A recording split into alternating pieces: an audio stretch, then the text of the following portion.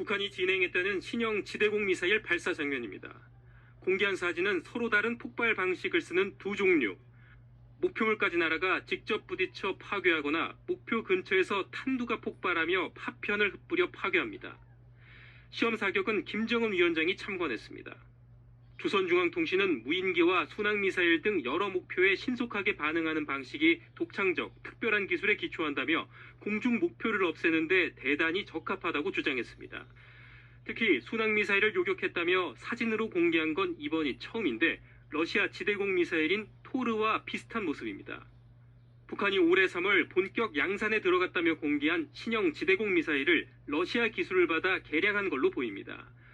우크라이나 파병 중 큰 피해를 입은 드론에 대응하는 능력을 키우고 대공 미사일을 다양화해 방공망 강화는 물론 신형 구축함 최연호 등 함정 탑재까지 염두에 뒀다는 분석입니다.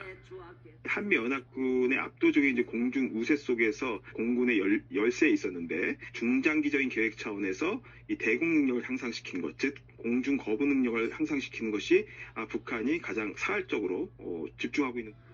이번 사격은 이재명 대통령의 일본, 미국 순방에 맞춰 이뤄졌습니다. 진행 중인 한미연합연습에 대한 맞대응 성격도 있는데 공격용이 아닌 사거리가 짧은 방어무기 공개로 수위를 조절했다는 평가도 나옵니다.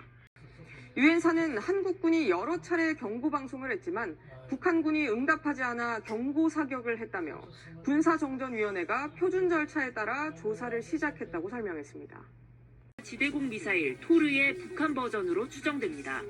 5년 전 열병식에 등장한 적이 있는데 이번 발사를 보면 러시아 토르처럼 발사된 뒤 공중에서 점화하는 이른바 콜드런치 방식이 적용됐습니다.